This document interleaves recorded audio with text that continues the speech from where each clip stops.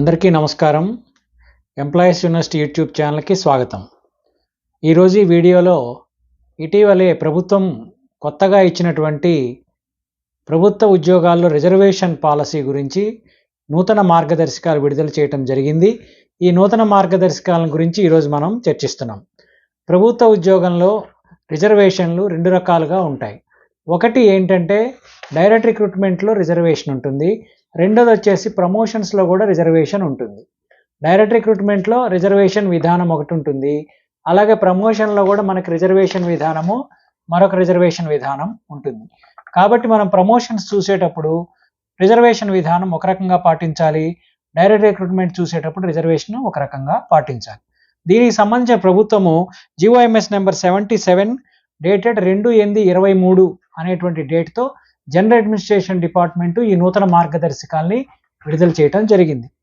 దీని ప్రకారం ఏంటంటే డైరెక్ట్ రిక్రూట్మెంట్లో 100 రోస్టర్ పాయింట్ సైకిల్ అనేది ప్రభుత్వం నిర్ణయించడం జరిగింది.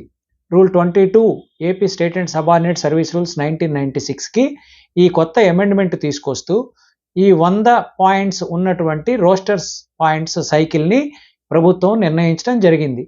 మనం డైరెక్ట్ రిక్రూట్మెంట్ చేసేటప్పుడు ఈ 100 సైకిల్ ఉన్నటువంటి పాయింట్స్ ఉన్నటువంటి ఈ సైకిల్ని ఫాలో అవుతూ డైరెక్ట్ రిక్రూట్మెంట్ చేయవలసి ఉంటుంది. ఈ డైరెక్ట్ రిక్రూట్మెంట్ చేసేటప్పుడు యూనిట్ ఆఫ్ అపాయింట్మెంట్ని మనం ఒక క్రైటీరియాగా తీసుకోవాలి.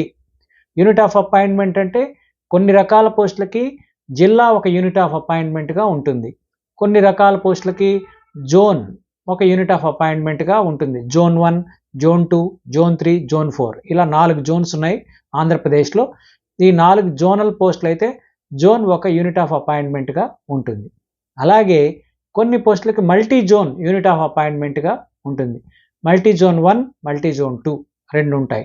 రాయలసీమ జోన్ అయితే మల్టీ జోన్ 2లో ఉంటుంది, కోస్తా ఆంధ్ర జోన్ అయితే మల్టీ జోన్ 1లో ఉంటుంది. ఇది మల్టీ జోనల్ పోస్టులకి ఆ మల్టీ జోన్ని ఒక యూనిట్ ఆఫ్ అపాయింట్మెంట్గా తీసుకోవాలి. తర్వాత సెకండ్ లెవెల్, ఆ తర్వాత పైన గెస్టెడ్ పోస్టులు ఉన్నటువంటివన్నీ కూడా స్టేట్ లెవెల్ యూనిట్గా ఉంటాయి. కాబట్టి అప్పుడు స్టేట్ లెవెల్లో ఈ రిజర్వేషన్ అనేటువంటిది పాటించవలసి ఉంటుంది. మనం ఏ పోస్ట్కి అయితే రిక్రూట్మెంట్ చేస్తున్నామో ఆ పోస్ట్ యొక్క స్థాయిని బట్టి ఆ స్థాయిలో మనం ఈ రోస్టర్ అనేటువంటిది నిర్ణయించాలి. దీనికి సపరేట్గా ఒక రోస్టర్ రిజిస్టరు, ప్రతి అపాయింటింగ్ అథారిటీ కూడా 100 పాయింట్ రోస్టర్ రిజిస్టరు, ప్రతి కేటగిరీకి ఒక్కొక్క roster register 100 points register maintain చేయాల్సి ఉంటుంది. సపోజ్ ఒక అపాయింటింగ్ అథారిటీ దగ్గర 4 రకాల పోస్టులకి అపాయింటింగ్ చేసేటువంటి అధికారం ఉంటే 4 పోస్టులకి 4 సపరేట్ రోస్టర్స్ రిజిస్టర్స్ మెయింటైన్ చేయాలి 100 పాయింట్ సైకిల్తో. అంతేగాని 4 పోస్టులకి కలిపి ఒకే 100 పాయింట్ రోస్టర్ సైకిల్లో రాయకూడదు. అలాగే జోనల్ పోస్టులు అయితే జోనల్ స్థాయిలో ఒక రోస్టర్ రిజిస్టర్ మెయింటైన్ చేస్తాం. ఏ కేటగిరీకి ఆ కేటగిరీకి రోస్టర్ రిజిస్టర్ అనేది మెయింటైన్ చేయటం జరుగుతుంది. ఇలా మన రోస్టర్ రిజిస్టర్ మెయింటైన్ చేసేటప్పుడు ఈ రోస్టర్ రిజిస్టర్లో 2 రకాలైనటువంటి రిజర్వేషన్స్ ప్రభుత్వం ప్రిస్క్రైబ్ చేయటం జరిగింది. ఒకటి వర్టికల్ రిజర్వేషన్, రెండవది హారిజెంటల్ రిజర్వేషన్. ఈ 2 రకాల పద్ధతుల్లో రిజర్వేషన్ అనేది అమలు చేయాలి అని చెప్తోంది. మొట్టమొదటి మనం కేటగిరీ తీసుకోవాలి, ఏ పోస్టుకి మనం అపాయింట్మెంట్ చేస్తున్నామో ఆ పోస్ట్ తీసుకోవాలి. తర్వాత అది యూనిట్ ఆఫ్ అపాయింట్మెంట్ ఏందో చూసుకోవాలి, అది జిల్లానా, జోనలా, మల్టీ జోనా, స్టేట్ యూనిట్ అనేది తెలుసుకోవాలి. ఆ తెలుసుకున్న తర్వాత ఆ పోస్ట్ డైరెక్ట్ రిక్రూట్మెంటా ప్రమోషనా చూసుకోవాలి. డైరెక్ట్ రిక్రూట్మెంట్ కనుక అయితే ఈ 100 పాయింట్ రోస్టర్ సైకిల్ మనం ఫాలో కావాలి.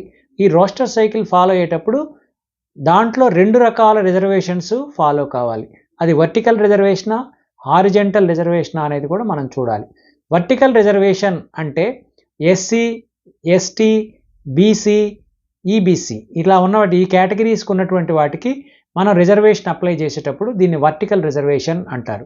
అలాగే ఉమెన్ రిజర్వేషన్ మన రాష్ట్ర ప్రభుత్వంలో ప్రతి పోస్టులో కూడా 3313% 3వ వంతు ఉమెన్ రిజర్వేషన్ అనేది ఉంది. అలాగే డిఫరెంట్లీ ఏబుల్ పర్సన్స్, దివ్యాంగులు లేక ఇంతకుముందు వికలాంగులు అనేవాళ్ళు ఇప్పుడు దివ్యాంగులు అంటారు, డిఫరెంట్లీ ఏబుల్డ్ పర్సన్స్కి ఒక 4% రిజర్వేషన్ అనేటువంటిది ఇవ్వటం జరిగింది. కాబట్టి ఈ దివ్యాంగుల రిజర్వేషన్ అయిన 4%, అలాగే ఉమెన్ రిజర్వేషన్ అయినటువంటి 3313% ఇవి చూసే సందర్భంలో మనము ఈ హారిజెంటల్ రిజర్వేషన్ అనేది పాటించాలి.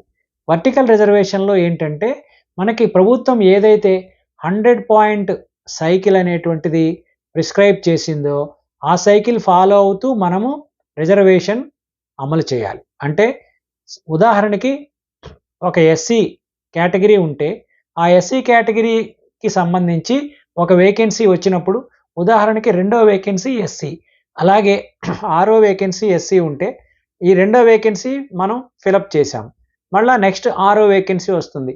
ఈ ఆరో వేకెన్సీ వచ్చినప్పుడు అది ఎస్సీకి రిజర్వ్ చేయబడింది కాబట్టి ఎస్సీ అభ్యర్థితోనే మనం ఫిలప్ చేయాలి. అయితే ఇప్పటివరకు ఎంతమంది ఉన్నారు ఎస్సీలు, ఇద్దరున్నారా ముగ్గురున్నారా అని చూడవలసినటువంటి అవసరం లేదనమాట.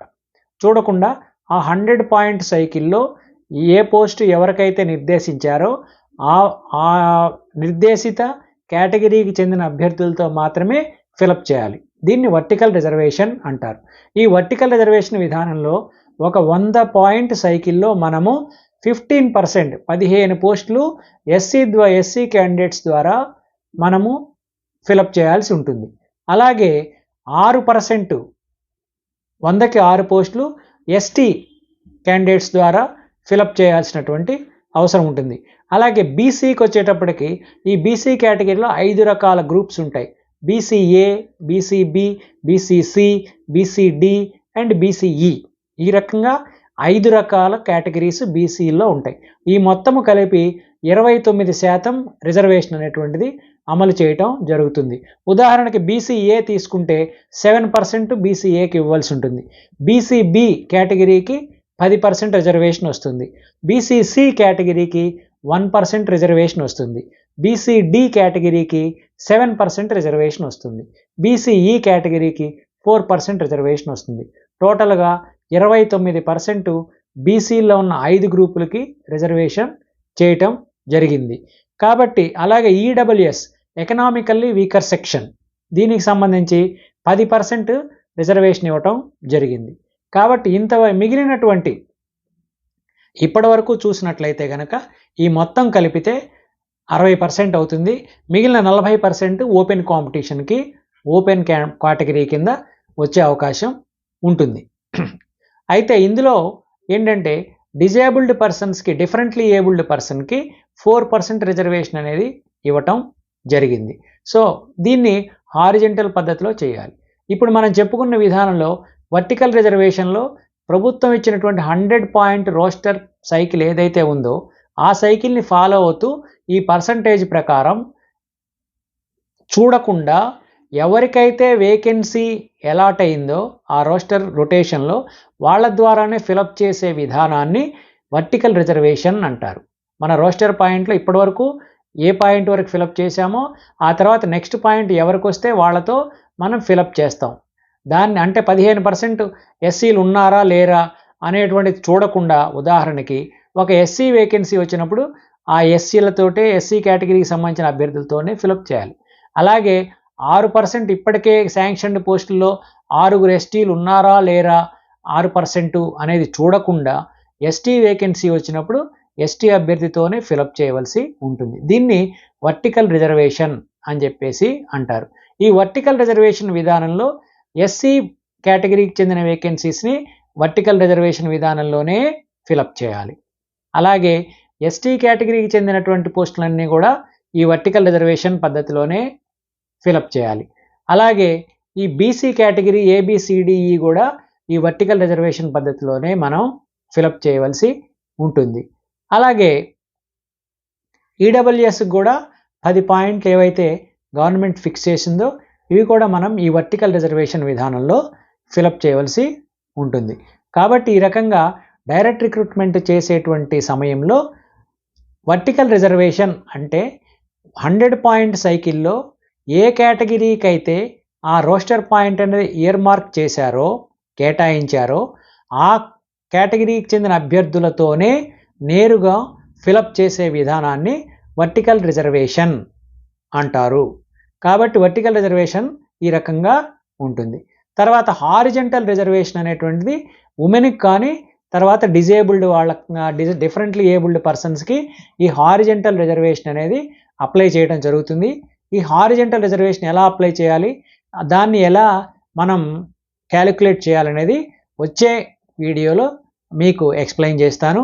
ఈ వీడియో మీకు నచ్చినట్టయితే లైక్ చేయండి, అలాగే మీ మిత్రులందరికీ కూడా షేర్ చేయండి. ఇప్పటివరకు మీరు ఎంప్లాయీస్ యూనివర్సిటీ యూట్యూబ్ ఛానల్కి సబ్స్క్రైబ్ చేయకపోతే సబ్స్క్రైబ్ చేసుకోండి. సర్వే జన సుజనా భవంతు, సర్వే సుజనా సుఖినో భవంతు.